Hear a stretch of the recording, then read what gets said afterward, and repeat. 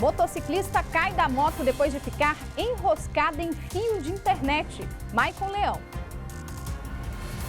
Por pouco a gente não está falando de uma tragédia, viu, Vitória? Tudo aconteceu nessa rua aqui de Planaltina, em Goiás. A motociclista estava passando por aqui quando, de repente, se deparou com esse fio que estava atravessado no meio da rua. Ela acabou que não conseguiu ver e a imagem da queda é impressionante. O que aconteceu para esse fio ter caído no meio da rua? Um caminhão teria passado antes e acabado acertando a rede elétrica e o fio ficou caído aqui no meio da rua. Ela não viu, acabou atingindo o fio e a imagem da queda a gente viu aí, é impressionante. A gente está vendo imagens aí cedidas pela Rede TV Pan daqui de Planaltina. A gente vai falar mais sobre esse caso daqui a pouquinho, viu? Meu Deus, que susto, hein? Polícia Civil prende quadrilha especializada em furto de motos. Vanessa Vitória.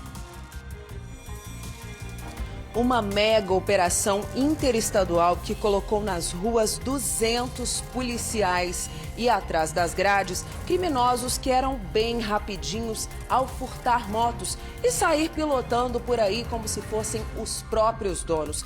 Daqui a pouquinho eu trago os detalhes dessa investigação que durou 2 anos. Obrigada, VV. Polícia Militar prende homem suspeito de manter a ex-companheira em cárcere privado. André Anelli.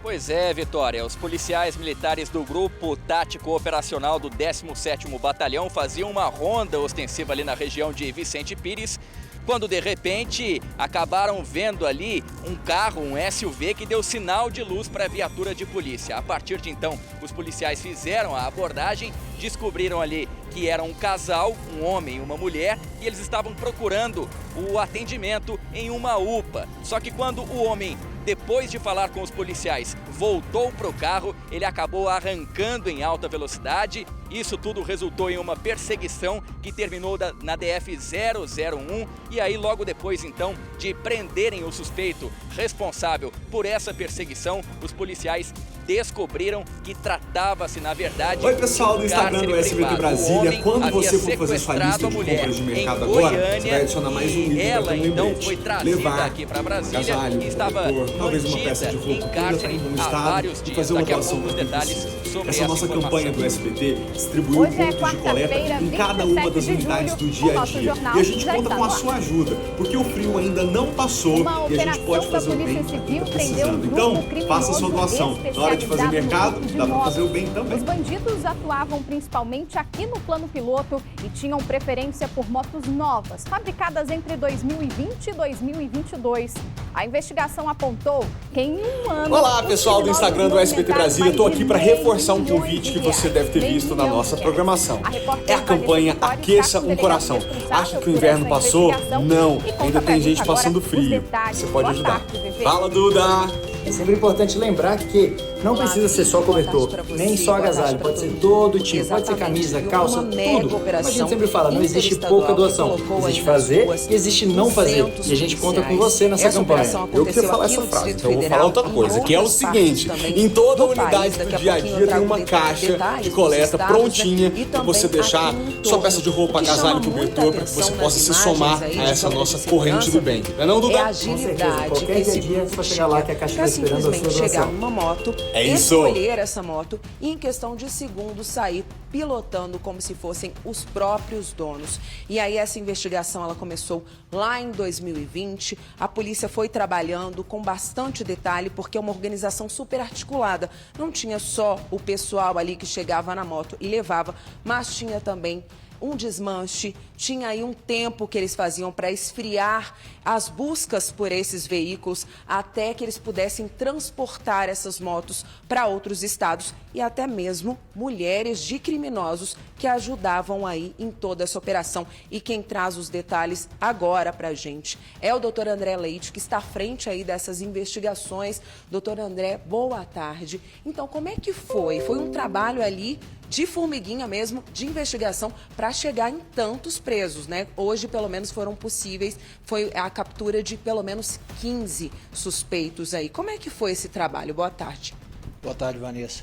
Isso foi um trabalho realmente árduo e longo. As investigações tiveram início no final de 2020 e tivemos um hiato na investigação em virtude de outras demandas aqui da coordenação. e foram retomadas, essas investigações foram retomadas ao longo do ano de 2021, ao percebermos uma escalada nos números, no aumento dos índices de furto de veículo, nos quais o furto de motocicleta se enquadra. Então, passamos a dar uma atenção maior e descobrimos a atuação de um grupo extremamente organizado, composto de 24 integrantes, e esse grupo foi monitorado, foi devidamente, as investigações ganharam corpo e culminaram com a deflagração da operação na data de hoje. Infelizmente não conseguimos capturar todos os 22 indivíduos indiciados, mas foram capturados 15, é um número relativamente bem relevante, satisfatório, e agora acreditamos que a prisão desses outros 7 foragidos seja apenas uma questão de tempo. Doutor, embora eles atuassem principalmente na região do plano piloto, faziam uma escolha ali por motos mais novinhas, de 2020 em diante, a operação acabou acontecendo em vários pontos aqui do Distrito Federal e também do entorno, fora outros estados, para onde essas motos eram transportadas, né? Sim, esses indivíduos eles tinham uma preferência pelo plano piloto para praticar os crimes, principalmente pela preferência também por modelos, marcas e modelos de motos especificamente fabricados entre os anos de 2020 a 2022. Então, esses indivíduos, após a subtração, que era extremamente rápida, eles tinham um núcleo que reside aqui no Distrito Federal, tinha uma habilidade bastante peculiar. Eles, em menos de 15 segundos, conseguiam realizar a subtração dessa moto. Essa moto era levada para a região de Ceilândia, onde permanecia no sistema de esfriamento para evitar serem abordados pela polícia ou verificar se a moto possuía algum tipo de sistema de rastreamento. Em seguida, essa moto ela era adulterada por um outro núcleo, que foi alcançado também pela operação de hoje. Ela tinha seus sinais identificadores adulterados, transportada para outras unidades da federação, sobretudo os estados da Bahia e do Piauí, onde havia receptadores finais que ainda lucravam após receber essas motocicletas e as revendiam para a população local a preço abaixo do valor de mercado, mas ainda obtendo um grande lucro. Olha só, gente, o passo a passo dessa operação aí, O que furtava, o que esfriava, depois o que modificava, adulterava, depois o que transportava, depois o que comprava, ou seja, uma operação, uma quadrilha muito articulada, que inclusive depois, para fazer a lavagem desse dinheiro arrecadado, as esposas de criminosos, é isso, doutor? Isso, a investigação revelou que 3 esposas dos principais líderes dessa organização criminosa também trabalhavam no sentido de tentar dar aparência lícita a esses valores auferidos com a venda dessas motocicletas furtadas. Então foram identificadas diversas operações financeiras suspeitas, motivo pelos quais essas esposas foram indiciadas pelos crimes de organização criminosa e lavagem de dinheiro, pertencentes, sim, à mesma organização criminosa. Uma grana, pelo menos aí R$500 milhão em um ano, a movimentação desse pessoal todo aí. Ainda não deu tempo das oitivas para ver quem confessa, quem que fazia o quê, mas como a investigação foi bem articulada, já é possível definir penas, os tipos de crimes, Até, inclusive, o senhor acabou de citar a questão de lavagem de dinheiro por parte delas. Sim, de uma forma geral, o grupo vai responder por organização criminosa, furto qualificado, alguns por receptação, adulteração de sinais identificadores e lavagem de capitais. E os principais líderes, a caso condenados, podem pegar penas que superam aí os 20 anos de reclusão. E, delegado, um outro ponto é com relação aos furtos aqui no Distrito Federal de motos. Inclusive, nós já noticiamos várias vezes no jornal aqui, até mesmo motoristas, o pessoal que trabalha com aplicativo de entrega de comida, que às vezes parava a moto em frente a um prédio e quando voltava já não conseguia encontrar a moto mais. Então, era todo tipo de moto. E dá pra gente dizer que com essa mega operação que aconteceu hoje, esses condutores de motos, donos de motos aqui no Distrito Federal, vão poder ter um alívio? Daqui a pouco, será que vai dar para a gente sentir uma redução nesses índices? Acreditamos que sim, que haverá uma redução drástica nos números de furtos de motocicleta. Haja vista que o que ficou apurado nessa investigação é que esses indivíduos eles furtavam pelo menos 5 motos por semana. Então a gente apurou que só durante a nossa investigação conseguimos identificar, instaurar 30 inquéritos em que podemos comprovar a autoria, atribuir a autoria desses 30 furtos a esses indivíduos. Isto é, há muito mais furtos a serem identificados e a investigação não vai parar por aqui. Somente parte do que foi investigado, né, durante esses 30 inquéritos, a gente conseguiu apurar que foi movimentado mais de R$500 milhão. Então, isso é apenas... Acreditamos sim que com o desmantelamento desse grupo criminoso, rapidamente colheremos aí os frutos, que no caso é a redução desses índices dos furtos de veículos aqui no Distrito Federal. Temos 7 foragidos, né? Mesmo diante desse cenário com esses foragidos, já dá para ter esse alento aí. 6 são foragidos aqui no Distrito Federal. Vocês acham que com essas prisões está perto de pegar esses outros? E quem pode colaborar? A própria população, tendo informações sobre eles? Sim, acreditamos que a prisão desses 6 foragidos aqui no Distrito Federal é apenas uma questão de tempo. E, claro, precisamos sim do auxílio da população. A Polícia Civil do Distrito Federal trabalha com informações e a denúncia, que é um canal pelo 197, é um excelente canal para que essas informações sejam repassadas. Então, qualquer pessoa que tenha conhecimento, ciência, notícia do paradeiro desses indivíduos, faça uma denúncia no 197, que essa pessoa terá sua identidade preservada e auxiliará a polícia na conclusão do trabalho. Mas acreditamos sim, Vanessa, que eles mesmo na condição de foragidos, eles certamente vão diminuir, eles vão ser intimidados no ato da delinquência, isto é, eles vão parar de delinquir, até porque a maior parte da engrenagem foi desmantelada. Então eles não terão parcerias para que essas práticas criminosas tenham continuidade. Então acreditamos sim nessa redução dos índices. Muito obrigada pela entrevista e pelo trabalho. Vicky, então, acho que fica um pouquinho de alívio, né, para quem tem moto. Imagina só, a maioria das pessoas precisam para um deslocamento rápido e também para trabalhar. Então, que esses índices, né, que a gente possa em breve noticiar essa redução, uma vez que temos foragidos ainda, mas como o delegado disse, os cabeças, as peças-chaves estão aqui na delegacia, atrás das grades, e em breve vão lá para o complexo penitenciário. Eu volto com você. VV, como o delegado disse aí, né, 5 motos por semana eram furtadas aqui no Distrito Federal. Então, em um ano, esse grupo criminoso movimentou R$500 milhão.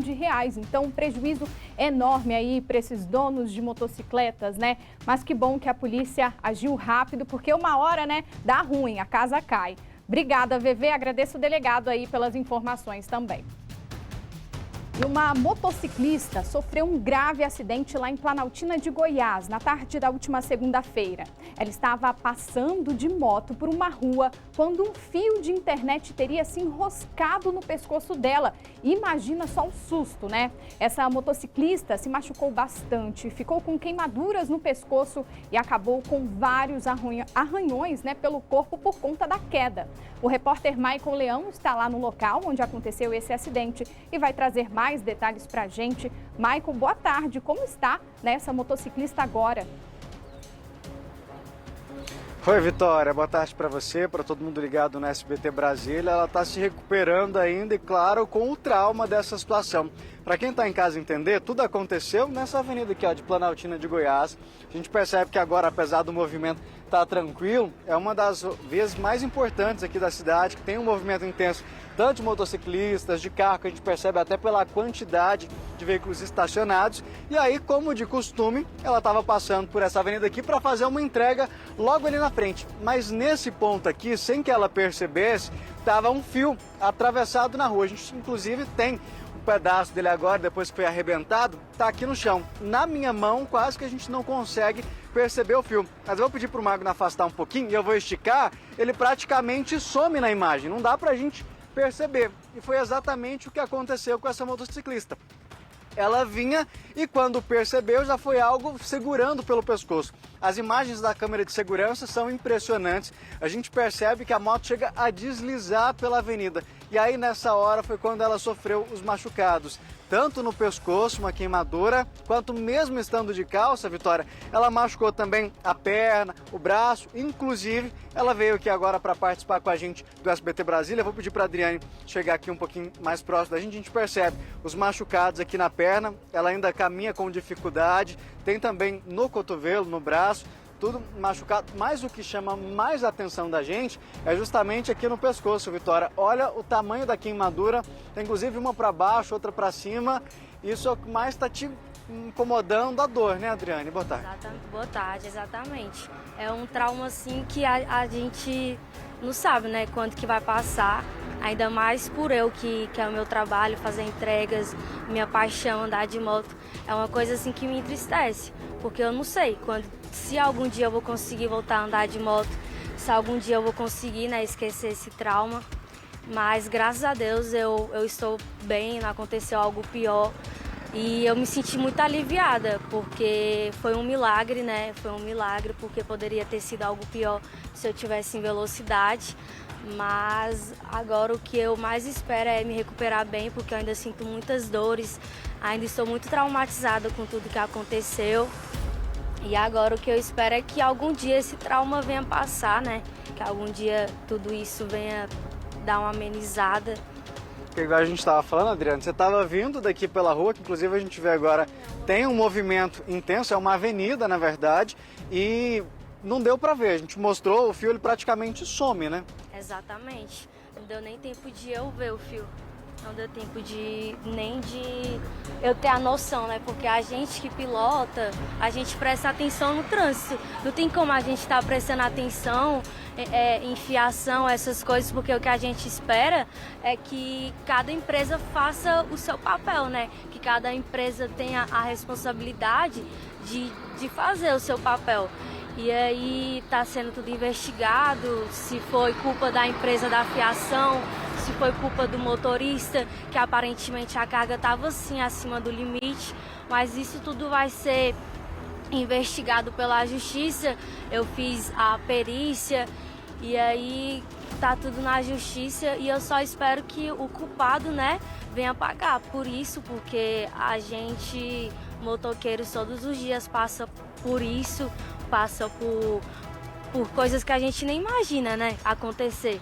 Vitória, só para eu te explicar para quem está em casa, ela falou da questão do motorista, é porque antes dela passar, cerca de 2 minutinhos antes, um caminhão teria passado e acertado a fiação, que a gente percebe que pertenceria àquele poste do lado de lá, que inclusive tem alguns fios também pendurados pelo lado de lá. Esse fio estava ainda numa altura e foi arrebentado depois que ela acabou acertando. O fio foi praticamente arrebentado no pescoço dela. E aí, como ela estava dizendo pra gente, o caso foi parar na polícia porque uma ocorrência foi registrada para apontar se essa carga do caminhão estaria acima da permitida, já que provavelmente teria sido ele, segundo as testemunhas daqui, que acertou o fio e deixou ele. Tanto que um pouco antes da Adriane passar por aqui, um ciclista teria conseguido perceber, levantado o fio e passado, mas você não teve a mesma sorte, quando viu já estava no pescoço. Exatamente, quando eu vi já estava no pescoço e aí eu me desesperei, né, porque para mim meu pescoço teria cortado ou algo do tipo, mas graças a Deus não aconteceu algo pior, graças a Deus meu pescoço teve essas queimaduras, é uma coisa muito ruim, eu sinto muitas dores, mas vai ser um processo, né, que eu vou ter que seguir em frente de cabeça erguida, porque acima de tudo eu não perdi minha vida, mas poderia ser outra pessoa, porque a minha amiga, ela tá grávida, ela também pilota a minha moto, e eu fico imaginando, se tivesse sido ela, né, poderia ter sido algo pior. Então é por isso que a justiça deve ser feita, né, é por isso que a justiça deve ser feita, e tá tudo nas mãos de Deus e da justiça. Eu espero muito que o real culpado venha ser punido e tudo venha dar certo e que esse trauma venha passar, porque é uma coisa assim que ficou muito marcada dentro da minha cabeça e do meu coração também, principalmente, né?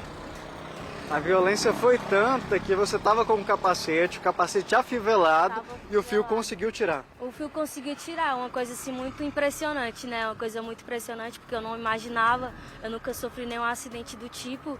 E aí aconteceu tudo isso, eu estava numa velocidade boa, eu não estava em alta velocidade, o capacete estava tudo certinho, eu estava de calça. Você acha que se estivesse correndo um pouco mais ia ser pior? Com certeza, teria sido sim pior, com certeza. Olha isso, Adriane, obrigado pela sua participação. O que acontece, Vitória? Depois desse acidente, que ela ficou caída justamente nessa parte aqui que nós estamos, o Corpo de Bombeiros foi acionado para prestar os primeiros socorros, porque como a gente viu aqui, foi uma situação grave, ela machucou bastante. Quem está aqui ao nosso lado... Fala pessoal do Instagram do SBT Brasília, hoje eu não estou sozinho, eu estou na companhia do embaixador do bem do SBT, o Duda. De uma tragédia se essa velocidade fosse um pouco maior. Poderia ter sido muito pior, né? Então, assim, respeitar os limites da via ajudou muito para que isso não tivesse virado uma tragédia, como você mesmo disse. Porque apesar da gente falar, não é uma linha de cerol, vou até pedir para a gente pegar o fio aqui de novo, a senhora estava mostrando aqui, ele tem uma parte que dá para cortar também, apesar dele estar emborrachado, ele tem umas pontas mais pontiagudas mesmo, cortantes. Sim, e dependendo da velocidade, como já foi dito, né? Junta as duas coisas, a velocidade, né, da pessoa e esse fio que realmente poderia cortar. Inclusive, eu acho que quem está em casa vai lembrar, a gente já tratou de outros casos como esse, envolvendo inclusive 2 adolescentes que estavam passando de bicicleta, Vitória, e o fio também, só que nesse caso ele estava bem mais embaixo e acabou derrubando esses meninos. No caso da bicicleta, foi algumas escoriações menores, mas no caso da moto, a velocidade pode sim transformar numa situação ainda pior, né, Major? Sim, pode sim. No caso dela ali, a gente percebeu que foram algumas escoriações, alguns machucados, mas mesmo assim, na hora, tem que tomar bastante cuidado, porque envolve a região do pescoço, até para as pessoas, até o Corpo de Bombeiros chegar. Sim, você viu que o pescoço dela ficou bem lesionado, realmente, né? Que foi a região de impacto.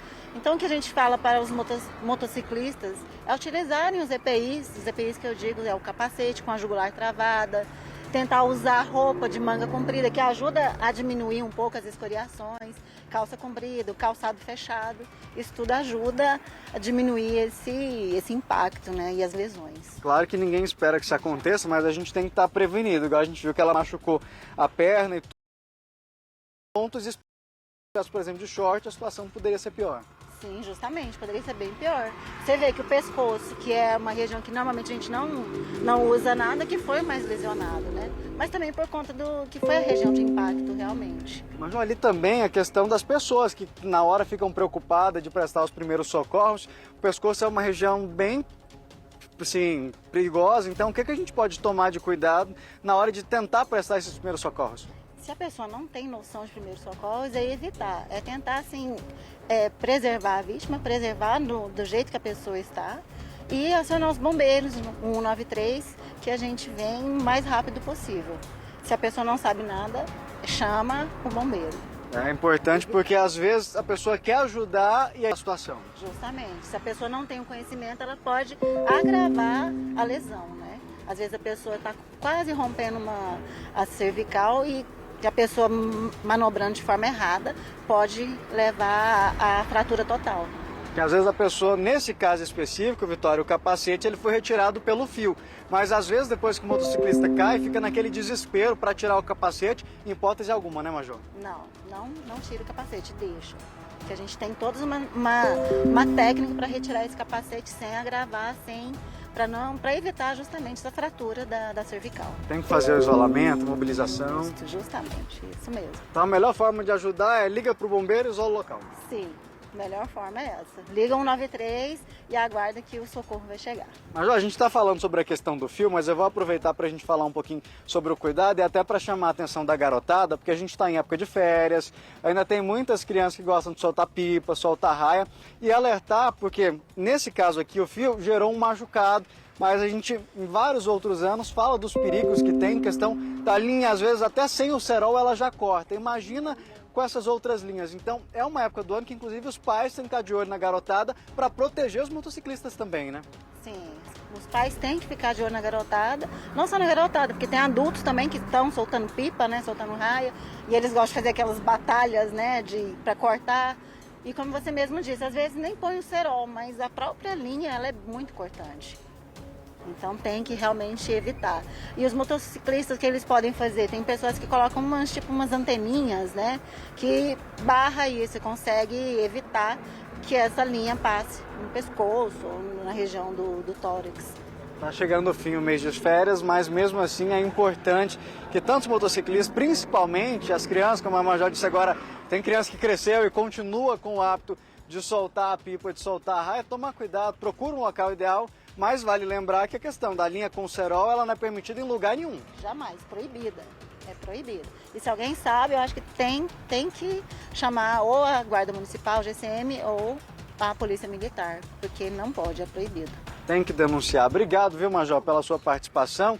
Vitória, eu queria pedir só para a gente repetir mais uma vez a imagem da câmera de segurança, porque ela é impressionante. Foi uma imagem cedida pela Rede Pan TV aqui de Planaltina para a gente. Ela é impressionante pela violência. A gente percebe que ela não está em alta velocidade, como ela mesma disse, é uma via que tem o costume de fazer, seguindo aqui, ela ia fazer uma entrega ali no centro da cidade, mas quando chegou nesse ponto, ela só percebeu que algo prendeu o pescoço. Na hora, ela pensou, inclusive, perdi o pescoço, cortou, vou morrer.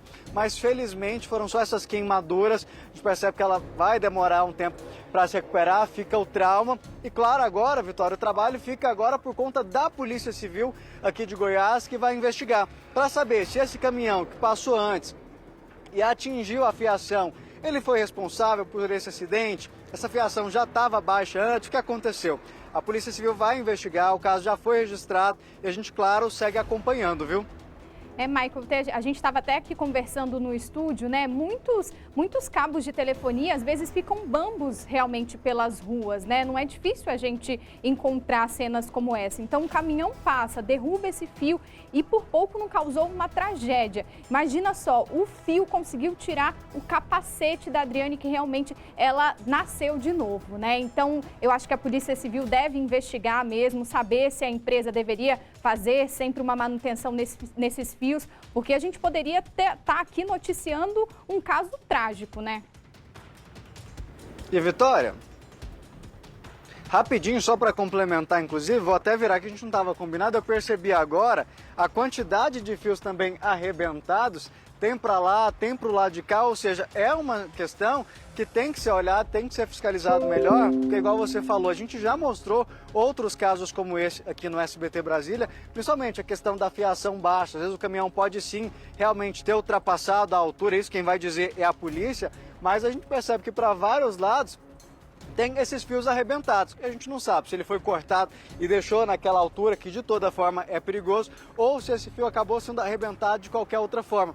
Mas o que tem que ser feito é um trabalho de manutenção melhor, como você mesmo disse, para evitar que acidentes como esse aconteçam. A gente percebe esse aqui, ó, inclusive, está bem próximo da gente, um caminhão mais alto, com a carga maior, pode sim acabar atingindo essa fiação. Então é preciso um serviço de fiscalização melhor para garantir a segurança das pessoas. Não é só quem está de moto, às vezes de bicicleta, como a gente já mostrou o caso de 2 adolescentes aqui que machucaram, tiveram ferimentos, estavam um dia de domingo passeando e acabaram não percebendo o fio, atingiram essa fiação, caíram, machucaram. Poderia ter sido uma tragédia se viesse um carro atrás, alguma coisa nesse sentido. Então tem que fiscalizar, tem que evitar. Tudo que a gente puder fazer para minimizar o risco para outras pessoas tem que ser feito, né? É isso, Maico. Obrigada pelas informações. Agradeço a Adriane pela participação, a bombeira e militar também, que deu todas as dicas. Agora a criançada em casa, você falou dos fios, falou também sobre as linhas, né, de pipa, principalmente com cerol, que é proibido. Então, um risco para toda a população. Obrigada, viu, Maico, pelas informações. E a Polícia Militar prendeu um homem que é suspeito de manter a ex-companheira em cárcere privado. Nós vamos falar ao vivo agora com o repórter André Anelli, que tem mais detalhes desse caso pra gente. André, boa tarde. Parece que foi a mulher que conseguiu fazer um sinal para os policiais para pedir socorro, não é isso?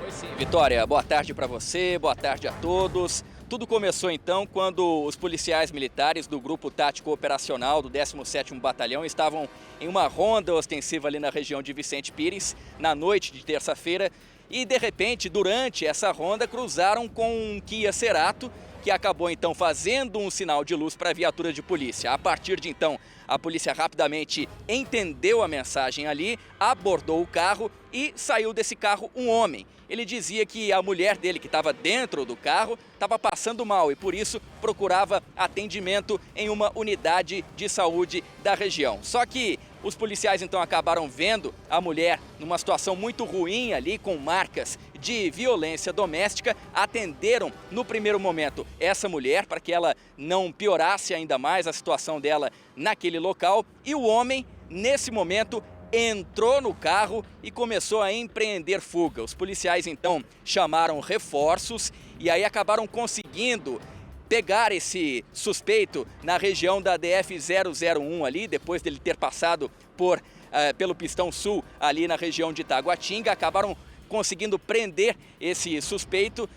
Uma movimentação com muito cuidado, obviamente, porque a polícia não queria causar nenhum acidente, mas esse suspeito acabou colidindo com um outro carro e foi a partir desse momento então que ele perdeu o controle do carro que ele estava dirigindo e acabou tendo que abandonar esse carro. O suspeito ainda tentou fugir, mas como estava ferido por conta da batida, ele acabou então sendo preso pelos policiais. Ele foi, primeiramente, por conta dos ferimentos, levado até o Hospital Regional de Ceilândia, recebeu os primeiros atendimentos médicos e logo depois então foi encaminhado à 8ª Delegacia, onde a polícia acabou descobrindo realmente que esse homem mantinha a mulher em cárcere privado. Ele buscou essa mulher, ela mora em Goiânia, acabou trazendo ela à força aqui para a capital federal e mantinha essa mulher há várias horas em cárcere privado. Isso porque ele não aceitava o término do relacionamento entre os dois.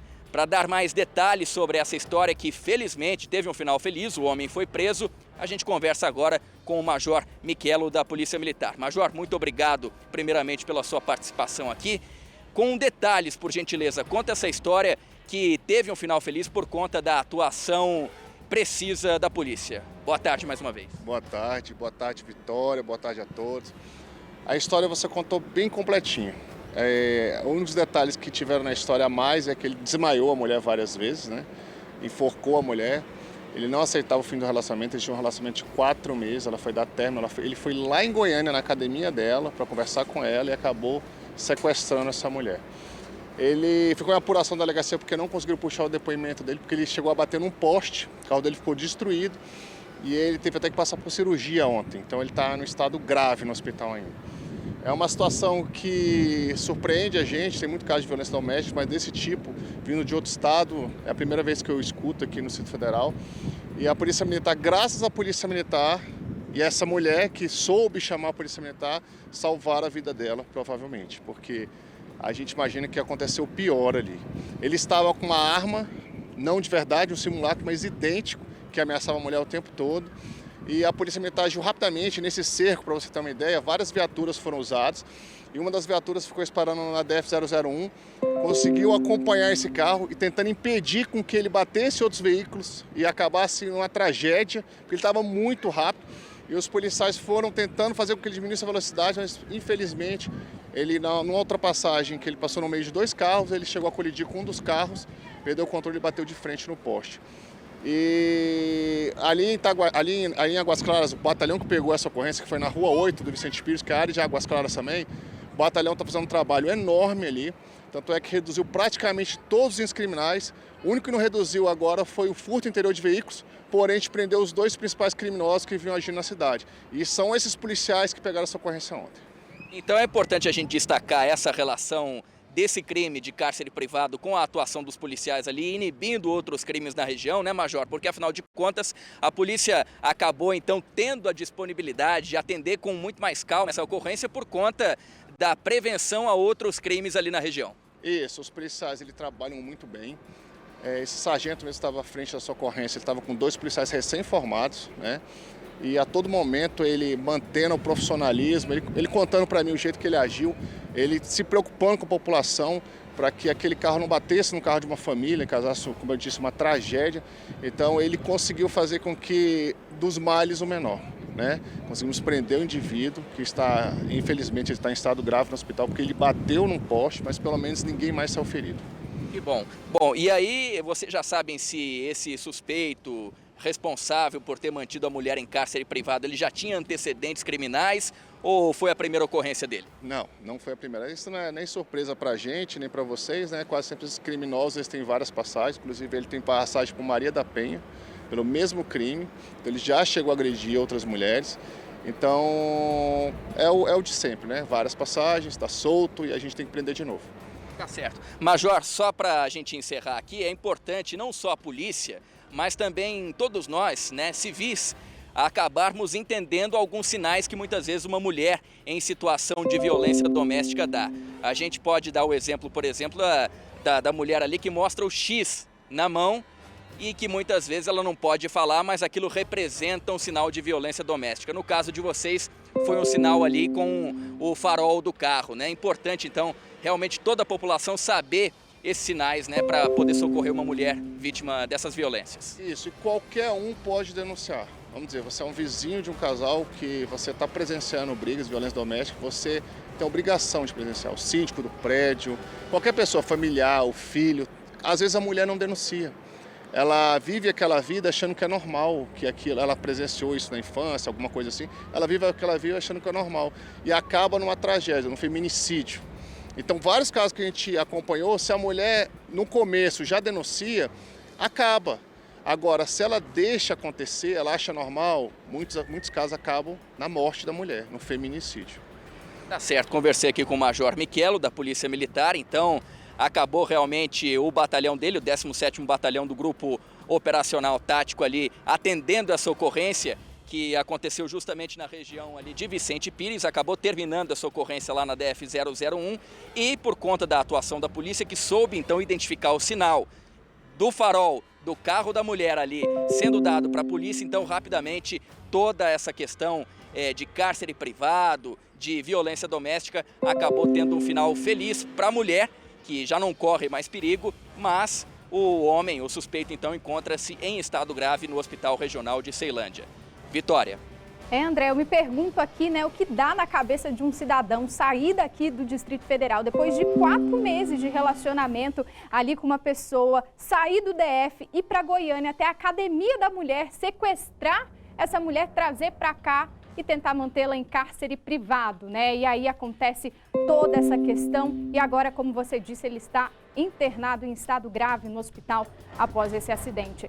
É impressionante, mas ainda bem que a nossa Polícia Militar é treinada para perceber esses sinais que acabou salvando essa vítima, né, André? Obrigada, agradeço ao Major Michelo também pelas informações. Agora nós vamos fazer um rápido intervalo, não sai daí que nosso jornal volta já.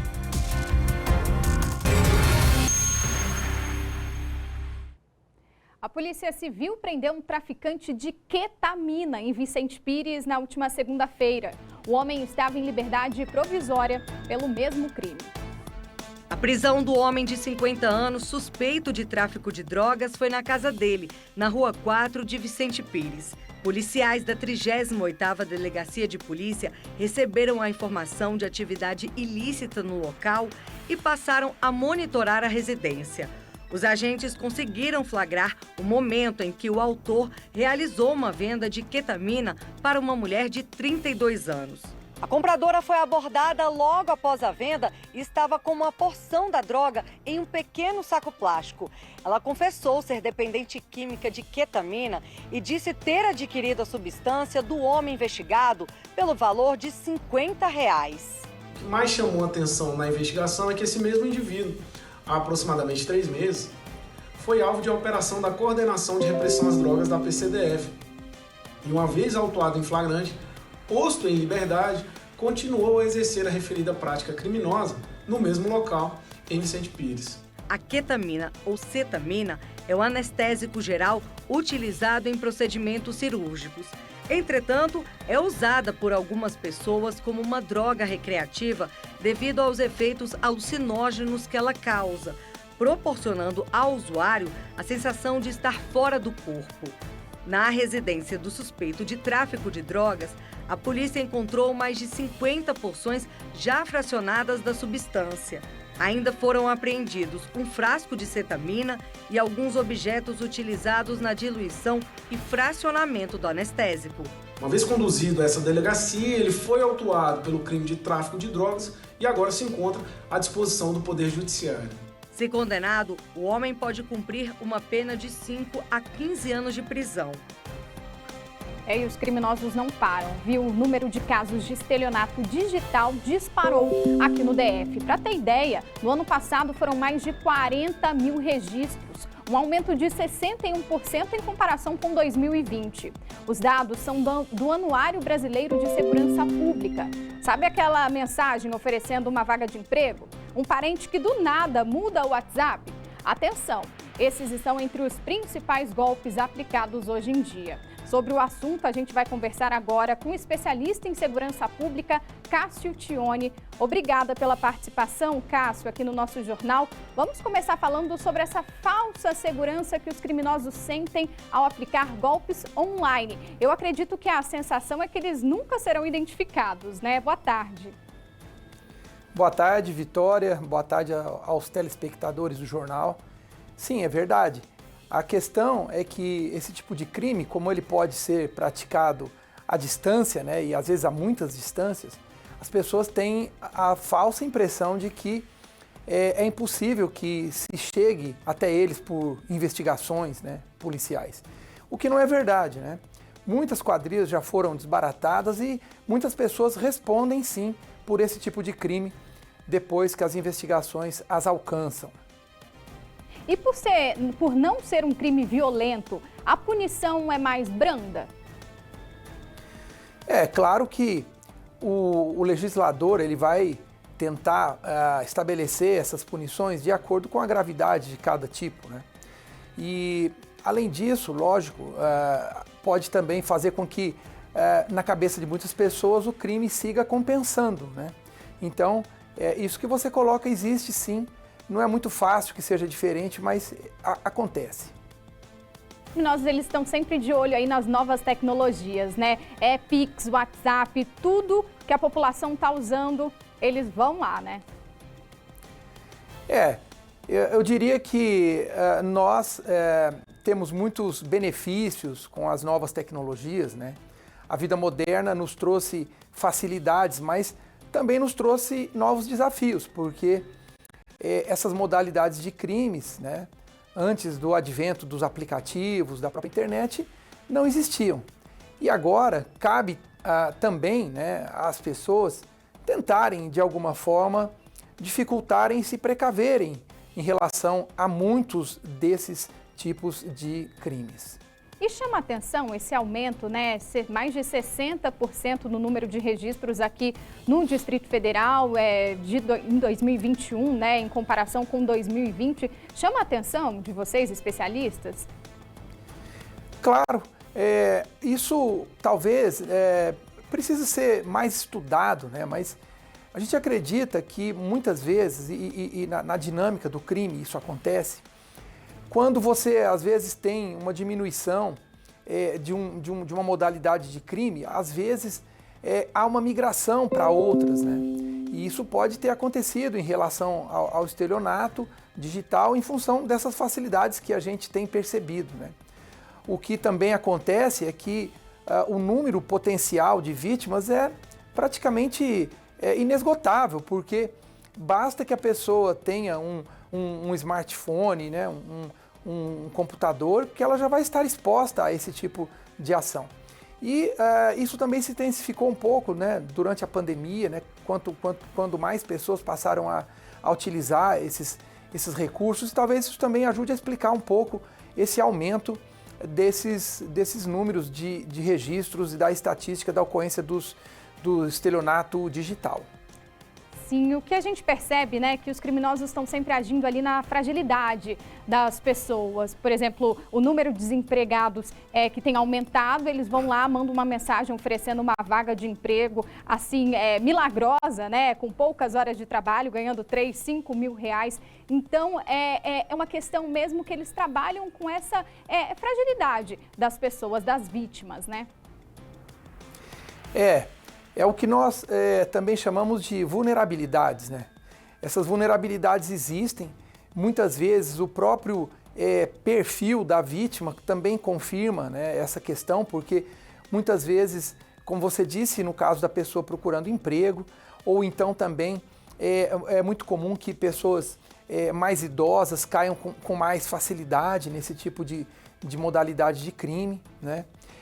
Então, é preciso que a gente também invista, né, nessa chamada educação digital, né, essa prevenção digital, para que cada vez mais um número maior de pessoas tenha acesso a essas informações e consiga, de alguma maneira, se precaver um pouco melhor em relação a esses golpes, Vitória. Sim, até porque, até mesmo aqueles mais antigos, né? O motoboy que vai buscar um cartão de banco na sua casa, uma ligação daquele falso sequestro. Na hora do desespero ali, a gente precisa manter a calma e desconfiar sempre, né? Perfeito. O que também acontece é que a gente percebe que muitas vezes você tem um golpe que acontece com muita frequência. E aí, à medida que ele vai sendo noticiado, né, as pessoas vão se precavendo um pouco mais. Então, o que acontece é que aí eles surgem com uma nova modalidade de golpe e assim isso segue acontecendo, né? Eles vão mudando também a forma com que eles tentam atrair as pessoas para o golpe e à medida que também a própria polícia começa a investir mais, né, no combate, eles criam novas modalidades. Isso tem sido frequente e é o que normalmente a gente acaba esperando que aconteça, né? Por isso que a gente tem que estar sempre atento. E a segurança pública nada mais é do que isso. Muitas vezes ela está sempre correndo atrás para que ela possa combater novas e novas modalidades que vão surgindo. Muito obrigada pelas informações, por todos os esclarecimentos aqui. E fica aí o recado, né, para todo mundo que nos assiste, desconfie, não clique em link. Se uma pessoa manda mensagem, né, dizendo que mudou o número de WhatsApp, dá aquela ligadinha, sempre é bom pegar o telefone e sempre confirmar. Obrigada pelas informações. Eu que agradeço a oportunidade e estamos à disposição quando for preciso. Muito obrigada. Agora vamos falar de um caso chocante. A Polícia Civil de Goiás investiga a morte de um bebê, um menino recém-nascido que foi encontrado morto em uma estrada de terra do bairro Cidade Ospaia, em Lusiânia. Ontem à tarde, alguns moradores que passavam pelo local viram o corpo do bebê e chamaram os bombeiros. Mas, infelizmente, a criança já estava morta. Nós conversamos mais cedo com o delegado responsável por essa investigação, o Dr. Felipe Guerrieri, que disse que o laudo da morte ainda não foi concluído, mas há indícios de um possível infanticídio. O menino recém-nascido estava com lesões aparentes na cabeça. Nós vamos continuar acompanhando esse caso e a qualquer momento podemos voltar com mais detalhes desse crime cruel.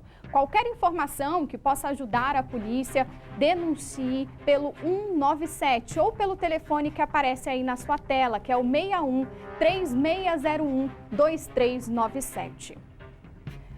E uma operação conjunta da Secretaria de Agricultura, da Polícia Civil e do PROCON apreendeu meia tonelada de mel impróprio para consumo. Depois de ter recebido uma denúncia anônima, esses órgãos foram até o local e constataram que o ambiente não tinha nenhum tipo de higiene para a produção de qualquer tipo de alimento. Nós vamos falar agora ao vivo com o diretor de Inspeção de Produtos de Origem Vegetal e Animal da Secretaria de Agricultura, o Marco Antônio Martins, que vai contar para a gente sobre essa operação. Boa tarde, Marco Antônio. Além do ambiente insalubre, parece que esse mel era adulterado, né? Boa tarde, Vitória. Boa tarde, telespectadores. De fato, nós recebemos a denúncia pela ouvidoria da Secretaria da Agricultura e combinamos a operação em conjunto com a Polícia Civil e com o PROCON. E ao chegarmos no local, constatamos um local totalmente sem higiene. Tinha esgoto a céu aberto, tinha animais domésticos, tinha fezes de animais domésticos e um ambiente completamente insalubre.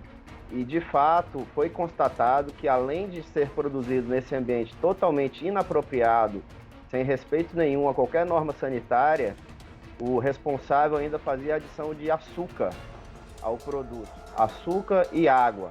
Isso foi constatado por meio de análise laboratorial no teste que nós fizemos ontem mesmo. Então, realmente é um ambiente completamente deplorável as condições que nós encontramos a produção desse suposto mel, né? Sim, então imediatamente vocês retiraram uma amostra desse produto e já levaram para análise, né? Exatamente. Ainda com a ação em curso, né, no período da manhã, nós já imediatamente já encaminhamos para análise do laboratório LACEN, onde nossos técnicos de Póvoa realizaram a análise do produto. E aí, no período da tarde, já constatamos que, de fato, se tratava de produto adulterado, além de ter sido produzido numa condição completamente inadequada como essa. E para a produção de alimentos, né, o estabelecimento precisa ter ali um registro sanitário? Quais são as regras? Isso, para a produção de produtos de origem animal, o estabelecimento deve ter o registro junto à Diretoria de Inspeção dos Produtos de Origem Animal, que somos nós da Dipóvoa, que realizamos a concessão desse registro e também realizamos as fiscalizações rotineiras, fazendo visitas nesses estabelecimentos para acompanhar como está sendo o procedimento, se está atendendo às normas sanitárias, se os produtos, a matéria-prima que está sendo recebida vem de algum estabelecimento com registro, se é uma matéria-prima conhecida, se as normas estão sendo respeitadas. E é isso, tudo isso para que seja oferecido um produto saudável à população que os consome. Sim, agora esse homem foi preso, né, e pode responder por quais crimes? Ele foi preso em flagrante, né, devido à condição aí apresentada e também à própria comprovação da fraude. Ele vai responder na esfera criminal, né, aí o processo corre aí, a critério da Polícia Civil, e na esfera administrativa ele vai responder um processo também conosco, que ele vai responder pela adulteração do produto, pela produção de produto sem registro, pela fraude no rótulo. Ele fazia um rótulo que não tinha nenhum selo de inspeção.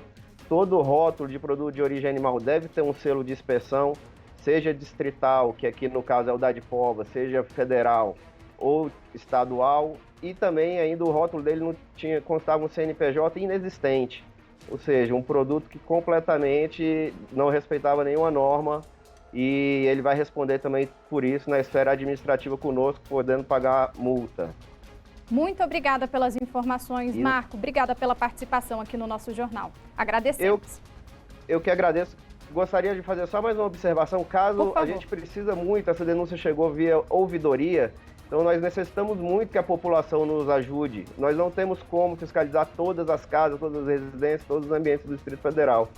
Mas se a população ficar atenta e poder denunciar sempre pelo 162, que é o telefone da nossa ouvidoria, nós agradecemos e com certeza teremos outros resultados como esse. Muito obrigado.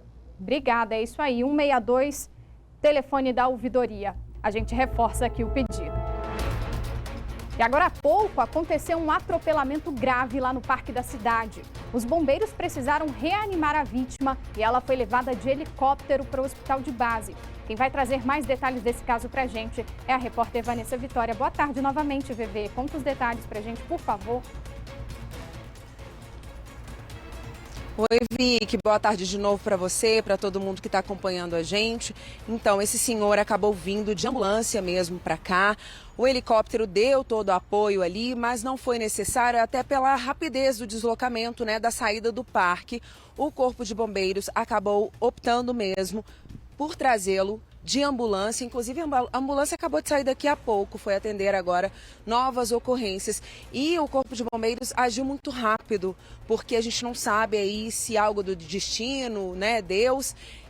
Um bombeiro estava pedalando na hora do acidente, ali bem pertinho, e ele acionou diretamente o quartel mais próximo. Ele nem chegou a ligar para o 193 para fazer aquele direcionamento, né, para que o quartel seja localizado. Ele ligou diretamente. Quem vai contar os detalhes dessa ação para a gente é o Tenente Abreu, que está aqui comigo, porque inclusive vi que esse atropelamento, infelizmente, ele aconteceu bem na faixa de pedestre. O idoso estava atravessando ali e aí o condutor do veículo, não sabemos o que aconteceu com ele, não freou e acabou atingindo o homem, que tem 80 anos e está aqui no hospital de base.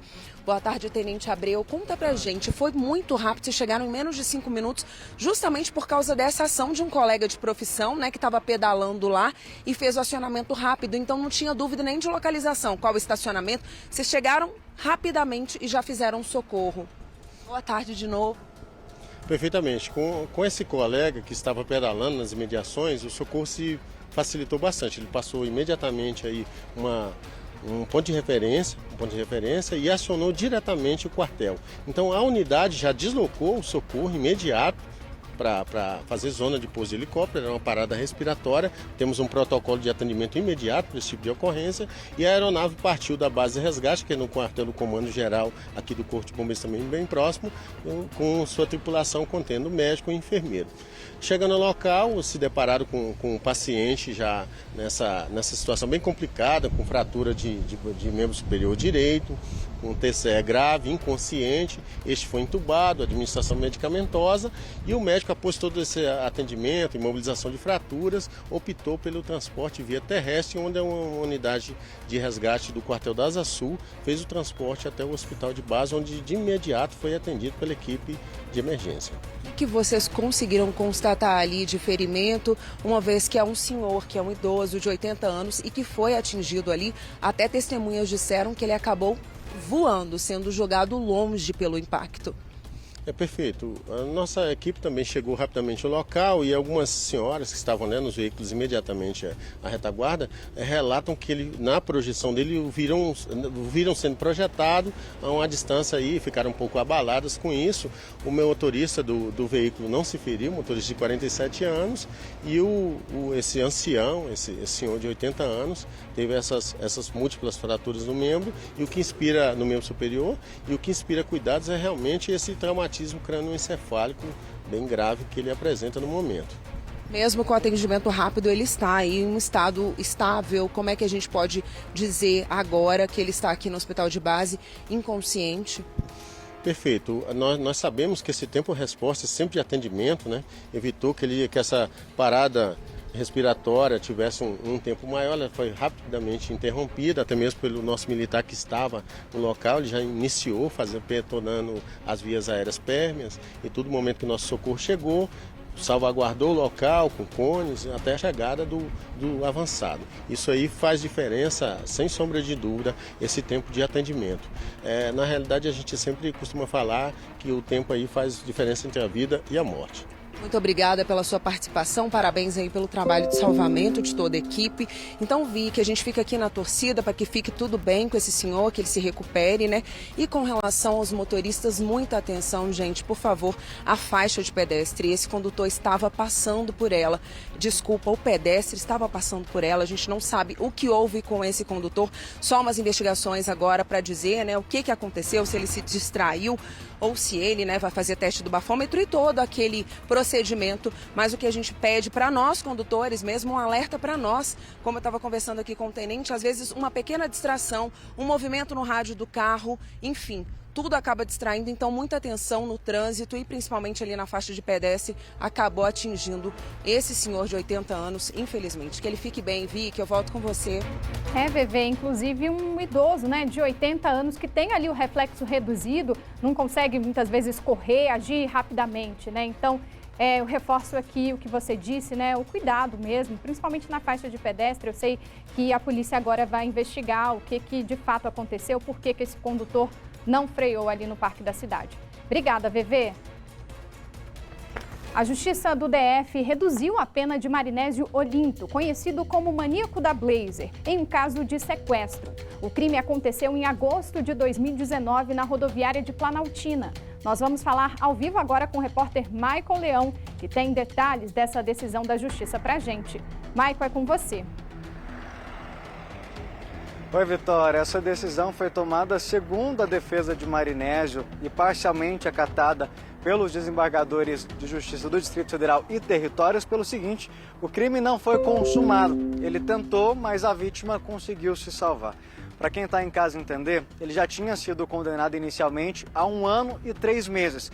Mas a defesa entrou com outros 3 pedidos para redução de pena, anulação dessa condenação. E aí, dessa vez, o Tribunal de Justiça acatou parcialmente um desses pedidos e reduziu essa pena para 5 meses de prisão, mas que começa em regime aberto, ou seja, ele nem precisaria ficar preso se não fosse pelas outras condenações, que somam quase 80 anos. Para quem está em casa entender, esse crime aconteceu no dia 11 de agosto, isso de 2019, lá na rodoviária de Planaltina. A vítima estava no ponto quando o Marinésio chegou, oferecendo uma carona, como sempre fazia. Ela aceitou E aí, no meio do caminho, começou a estranhar pelo seguinte: primeiro, que ele não parava nos outros pontos para oferecer um transporte irregular, como aconteceu na parada em que ela aceitou a carona. E aí, quando chegou ali na DF-130, com a 230, Vitória, ele colocou a mão na perna dela e falou: vou te levar para minha casa. Aí essa mulher ficou desesperada e quando viu que eles estavam passando perto de um ponto de ônibus, ela abriu a porta e pulou com o carro em movimento. E aí ela conseguiu se salvar e pedir ajuda. Vale ressaltar que esse caso aconteceu poucos dias depois dele estuprar e matar aquela empregada doméstica, a Geni. E pouco tempo antes também dele atacar, estuprar e matar também aquela advogada que trabalhava no Ministério da Educação. Ou seja, se fosse por esse caso que ele conseguiu agora a redução de pena, que poderia inclusive começar em regime aberto, ele seria colocado em liberdade. Mas felizmente o Marinés, como ficou conhecido o maníaco da Blazer, ele tem outras 3 condenações. A primeira por estupro contra uma adolescente de 17 anos, depois contra também por homicídio, feminicídio dessa advogada que trabalhava no Ministério da Educação, que seguiu os mesmos padrões de oferecer a carona, da abordagem, tudo da mesma forma. E depois pela condenação também, que recentemente a gente mostrou aqui no SBT Brasília, da Geni, que ele foi condenado a mais de 34 anos de prisão. Se não fosse por esses outros casos, o maníaco da Blazer estaria em liberdade, porque ele não conseguiu fazer o que ele conseguiu nos outros casos, que foi estuprar e matar as vítimas. E aí ele seria colocado em liberdade. Mas como as condenações já somam quase 80 anos, ele vai continuar preso, viu, Vitória? Também são tantos crimes, né, Michael? Obrigada pelas informações. Assédio sexual e estupro são violências que deixam marcas para o resto da vida. E na maioria dos casos, é cometida por alguém muito próximo. Os abusos duram anos, até que a vítima crie coragem para denunciar. E tem como fazer isso por telefone. A história dessa mulher que você vai acompanhar agora é um incentivo para outras vítimas perderem o medo e denunciarem também. De abuso e estupro. O suspeito de cometer o crime, o tio-avô. A época quando os abusos começaram, a menina tinha 8 anos de idade. Hoje, tem 22. Há 7 anos ele abusava de mim e eu seguro isso há 15 anos. É complicado, né? Pra mim falar assim, é bem complicado, mas é preciso, né? Porque não foi só comigo. A jovem relata que tudo ocorria depois que saía da escola. Mais de 50 vezes isso aconteceu e eu não podia gritar socorro por medo. Não conseguia chamar minha mãe por medo dela não acreditar. E ela não foi a única vítima dele. Com a minha irmã, né? Que também foi um assédio sexual. E a partir desse momento que eu soube que também tinha feito com a minha irmã mais nova, aí sim, eu falei que eu não ia mais guardar e que eu ia falar. Ao saber tudo o que aconteceu, a mãe ficou abalada. Ela confiava nele e ela ficou decepcionada. Chora muito, muito mesmo. E falou que a todo momento e o que eu quisesse fazer, ela estaria ao meu lado, apoiando. A jovem registrou o boletim de ocorrência na Delegacia Especial de Atendimentos à Mulher e acredita que o suspeito tenha fugido. A gente não sabe o paradeiro, não sabe onde ele está. Não sei de nada, se eu soubesse eu já tinha denunciado novamente. A defesa do suspeito recebeu a informação com surpresa. Caso de uma pessoa de conduta elevada, que tem trabalho certo, que tem residência fixa, que é pastor de igreja, que é pai de família, que nunca respondeu qualquer processo judicial, nós iremos acionar o Poder Judiciário para que possa desvendar essas denúncias que foram feitas nas redes sociais. A jovem ainda carrega as marcas do passado. Hoje vive com medo. Consigo me olhar no espelho. Eu me acho fraca, entendeu? Não consigo demonstrar sentimentos. Mas com esperança de justiça. Quero que ele seja preso e quero que ele pague pelos atos dele. Porque se ele foi homem para fazer, ele vai ter que ser homem para arcar com as consequências. Casos como desta jovem podem ser denunciados sem se identificar no canal de atendimento Disque 100, que funciona 24 horas por dia, inclusive aos finais de semana e feriados. A ligação é gratuita. E esses 3 números podem ajudar a salvar vidas. As denúncias são analisadas e encaminhadas aos órgãos de proteção para que sejam tomadas as providências. não é uma responsabilidade apenas dos responsáveis ou do Estado, é uma responsabilidade de todos os nossos cidadãos. Caso alguém, nós adultos, percebemos, isso é importante também que essa denúncia seja feita. A gente precisa proteger, a gente precisa acolher. Os danos são às vezes até um pouco imensuráveis que pode causar na vida dessa pessoa. Mas a gente está aí e o nosso papel é sempre acolher e proteger essas crianças. É isso. Um levantamento inédito realizado pelo SBT News e o Instituto Sou da Paz revelou que a apreensão de pistolas cresceu mais de 70% aqui no DF. O perfil de armas apreendidas no Brasil mudou. Até 2019, o revólver era o armamento ilegal mais encontrado com criminosos em operações das polícias do Rio de Janeiro e do Distrito Federal. Agora é a vez da pistola. No primeiro semestre deste ano, mais da metade das armas apreendidas no Rio de Janeiro foram pistolas, um recorde histórico, segundo o levantamento do Instituto Sou da Paz, em parceria com o SBT News. Foram 1.751 pistolas contra 1.043 revólveres. Houve alta também aqui no Distrito Federal. Nos últimos 3 anos, o número de pistolas apreendidas cresceu 73%, enquanto o de revólveres caiu 7%. O modelo com maior aumento percentual de apreensões pela polícia foi o da pistola 9mm.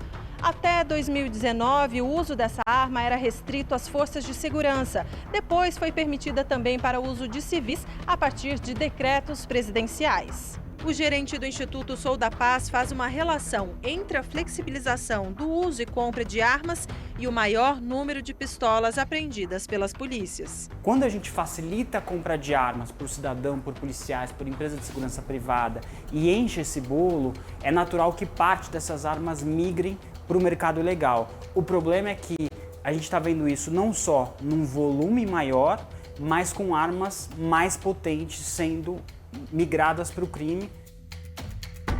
No dia 4 de agosto, começa a emissão da nova carteira de identidade aqui no DF. O documento é mais seguro e aos poucos vai substituir o RG. Sobre a novidade, nós vamos conversar agora com o diretor de Modernização de Identificação Civil da Secretaria-Geral da Presidência da República, Eduardo Lacerda. Obrigada pela participação aqui no nosso jornal. Explica pra gente, por favor, Eduardo, o que muda nesse novo documento. Boa tarde. Boa tarde, Vitória. Boa tarde a todos. Tem 2 mudanças fundamentais, Vitória, importantes para a nossa população. A primeira é: nós vamos integrar os 27 institutos de identificação nesse país através de um mesmo procedimento e um modelo único de carteira. E o indexador, o número dessa carteira, passa a ser o CPF. Então isso faz com que a gente acabe com esse procedimento de cada cidadão tirar uma carteira em cada estado, né? Então agora ela é nacional, ela é de fato uma carteira que tem um número único do CPF. Então esse é o grande primeiro ganho, e é um ganho de segurança pública, porque nós vamos mitigar as fraudes documentais e as fraudes de falsidade ideológica.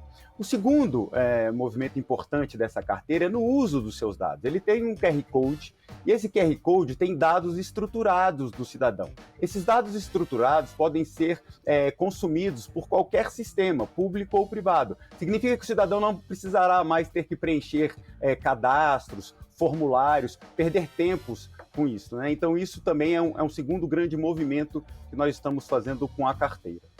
A questão da segurança pública, né, que o senhor comentou, que eu achei muito interessante, porque hoje as pessoas podem emitir o documento de RG, né, em vários estados, e muitas vezes até por questões criminais mesmo, né, investigação policial, isso vai facilitar, né? Facilita muito, Vitória. Conversando com a Polícia Federal e as polícias civis, né, esse é um movimento definitivo para a gente acabar com a fraude documental e a falsidade ideológica no país, né?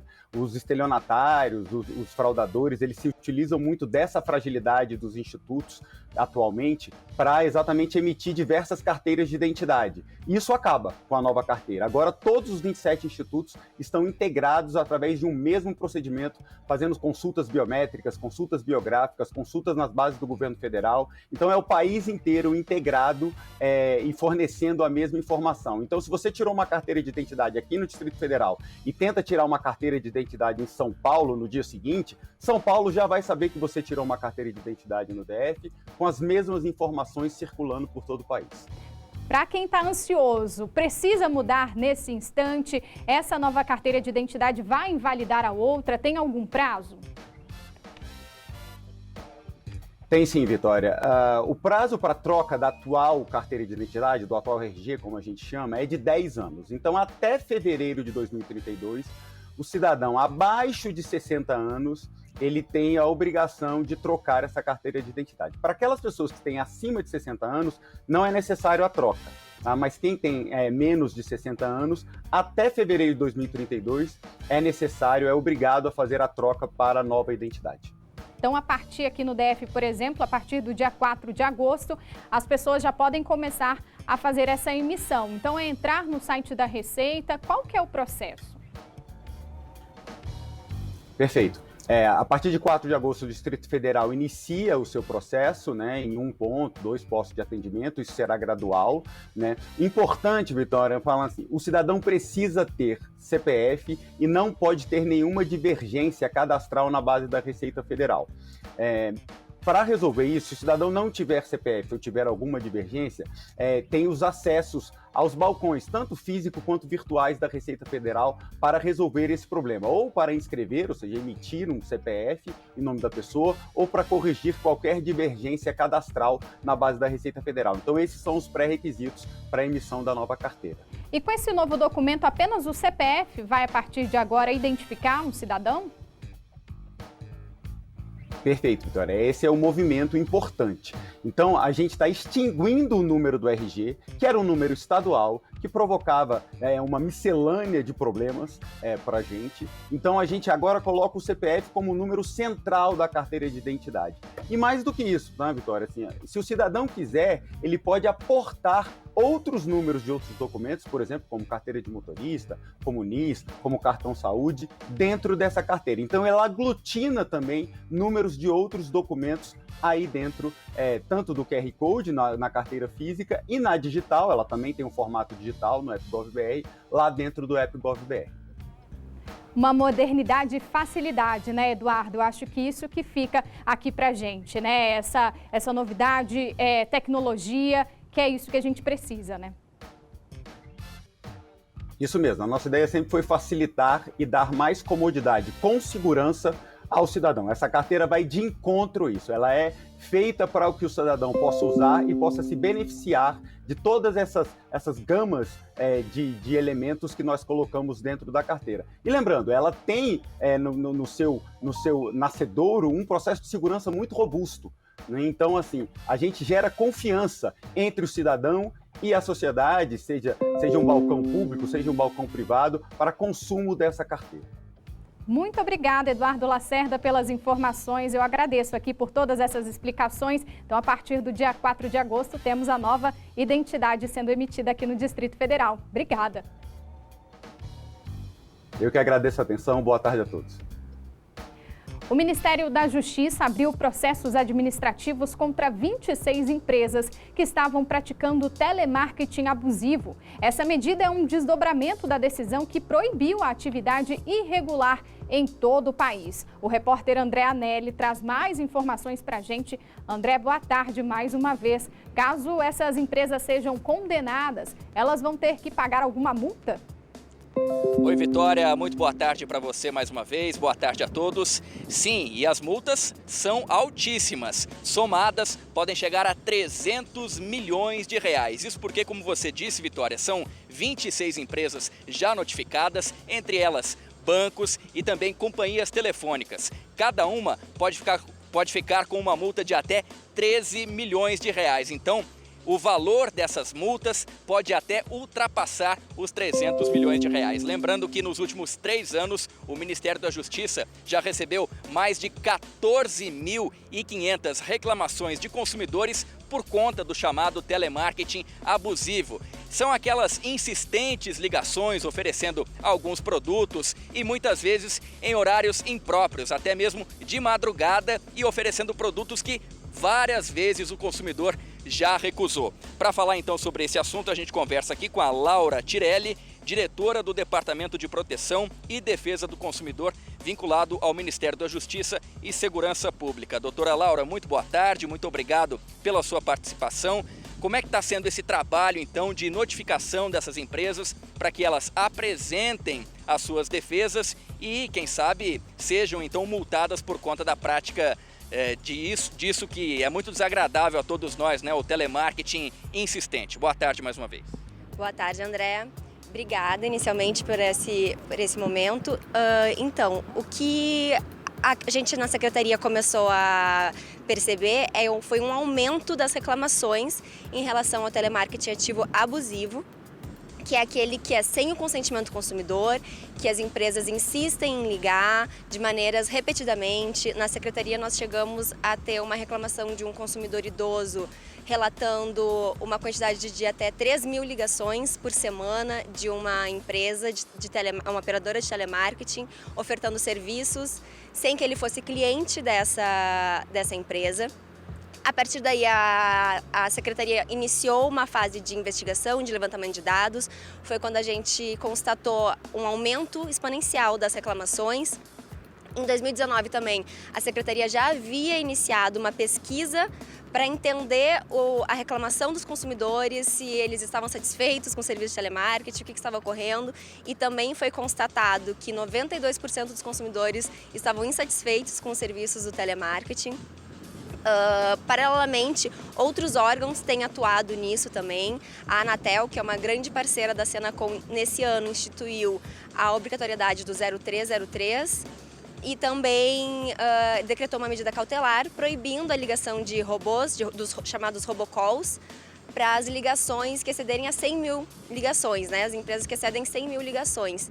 Então, acontece que também tiveram PROCONs que têm medidas estaduais, como o Não Me Perturbe, enfim, tem diversos órgãos que estão tentando há um tempo atuar nisso, mas as reclamações não param.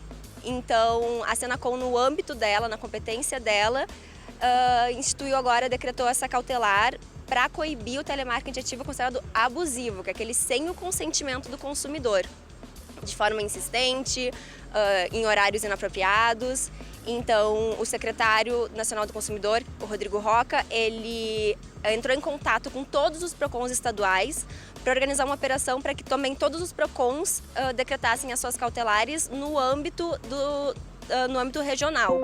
E a Senacom ficou, então, com as 26 empresas e decretou a cautelar contra essas 26 empresas. Bom, doutora, a gente sabe que agora tem a identificação, como a senhora destacou também, né, do 0303, para que o consumidor saiba que é uma empresa de telemarketing fazendo alguma oferta a ele e ele tem a opção de atender ou não essa ligação. Mas não basta a empresa constar com esse prefixo, né, 0303. Ela tem também que realmente respeitar o consumidor de outras formas. Isso, é porque a legislação consumerista, ela prevê o direito do consumidor dele não ser importunado em horários inapropriados.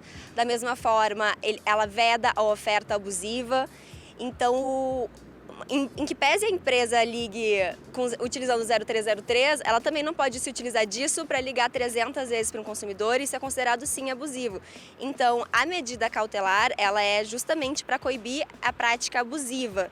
Então, assim, empresas que utilizam o telemarketing de uma maneira legal, com dados e sem utilizar isso de uma maneira exorbitante, digamos assim, elas estão autorizadas. A medida não atinge essas empresas consideradas que usam o telemarketing ativo legal. Tá certo. Rapidamente, para encerrar, doutora, qual que é o canal, então, que o consumidor pode ter acesso a denúncias e levar até vocês essa prática desagradável? O Ministério da Justiça criou agora um canal que é o denuncia-telemarketing.mj.gov.br, que nós estamos recebendo as denúncias dos consumidores, em que eles podem colocar o seu nome, o número que está ligando, a empresa quando identificada. Tudo isso está sendo feito um levantamento dentro do Ministério. para analisar as empresas que seguem realizando esse tipo de prática abusiva. Também é perguntado se o consumidor deu autorização para a empresa estar ligando. Então, até hoje, esse canal foi aberto na quarta-feira passada, faz uma semana agora, e nós já recebemos mais de 3.000 denúncias através do canal.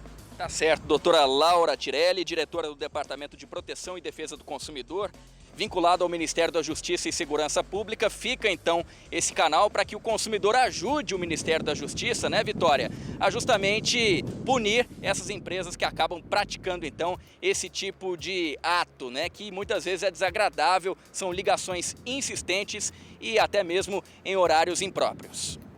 É isso, André, deu o recado. Obrigada, viu? Agora, gente, eleições 2022. Essa semana nós falamos aqui no jornal que a pré-candidata pelo MDB, Simone Tebet, estava enfrentando alguns problemas com a candidatura dela à presidência. Sobre esse assunto, nós vamos falar agora com a repórter Larissa Arantes, porque parece que está acontecendo, né, Lari, neste momento, uma convenção para aprovar que Simone Tebet seja realmente a candidata à presidência pelo MDB. Boa tarde para você. Conta pra gente, o partido já fez esse anúncio oficial? Ei, Vitória, boa tarde para você, para todo mundo que está nos acompanhando. Oficial mesmo, só ali por volta das 3 horas da tarde, Vitória, porque o presidente nacional da legenda, o deputado federal Baleia Rossi, anunciou há pouco ali esse adiamento em 1 hora do fim da convenção. E por que a gente está falando oficial, né, Vitória? Porque os integrantes do partido, os filiados, estão em processo de votação.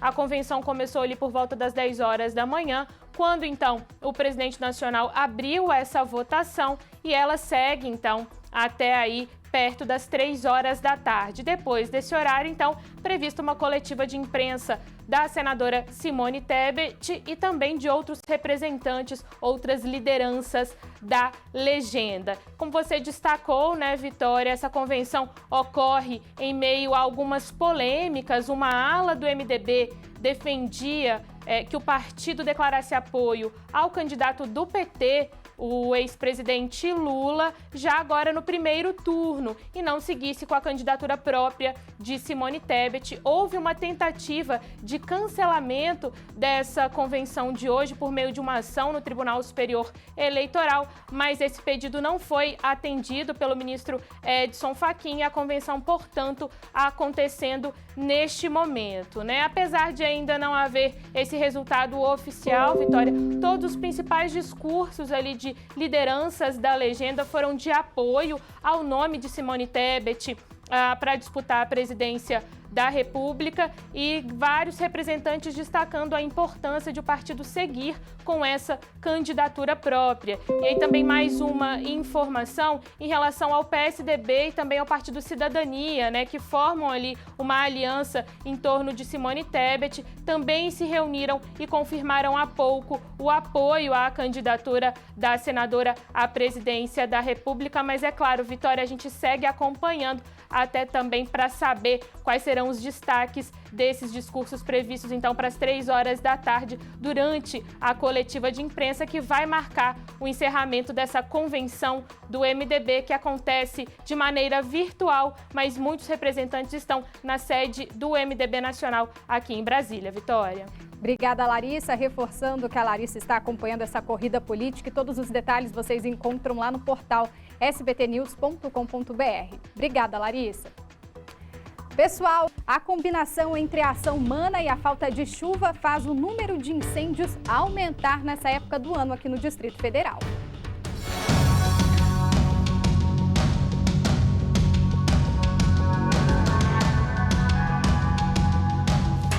As viaturas do Corpo de Bombeiros já estão preparadas. Soprador, abafadores e várias bombas d'água.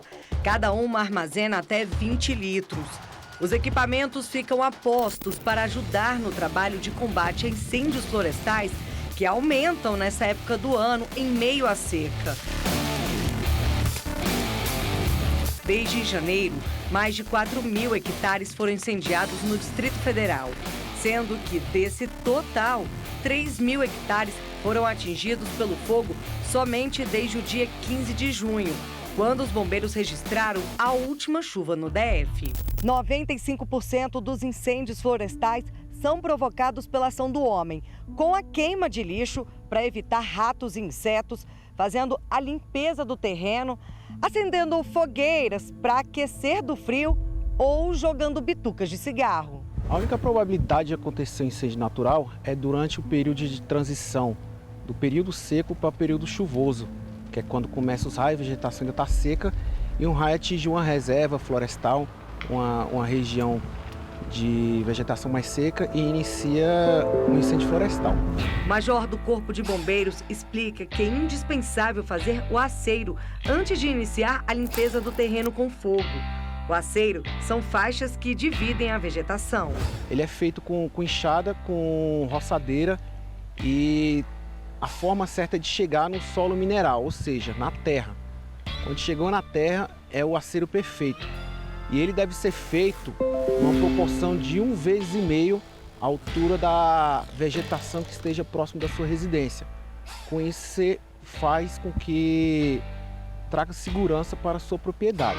Depois que o aceiro estiver pronto, é importante seguir algumas dicas para evitar incêndios florestais. Evitar fazer a queima controlada em horário de pico, principalmente de 10 e 16 horas, que é quando o sol está bem mais quente. Quando for fazer a queima, leve sempre uma pessoa com você para te auxiliar. Não faça queima sozinho, e porque se o incêndio se propagar, você não conseguirá sozinho segurar ele. E leve sempre um ou dois baldes de água para ajudar no controle das chamas. Faça a queima e fica até o final. Não abandone, não volte para a residência, você não sabe onde que essa queima pode parar. Se todas as regras forem seguidas, a chance de incêndio é muito pequena. Mas quando o fogo sai do controle, os bombeiros entram em ação. Atualmente, existem 230 militares especializados no combate a incêndios florestais. O grupamento conta com 11 caminhões do tipo autobomba tanque florestal, com capacidade para carregar 3.000 litros de água, e 20 do tipo autotransporte de tropa, que leva 18 pessoas sentadas. Além desses, existe uma aeronave de combate às chamas que carrega 3.000 litros de água.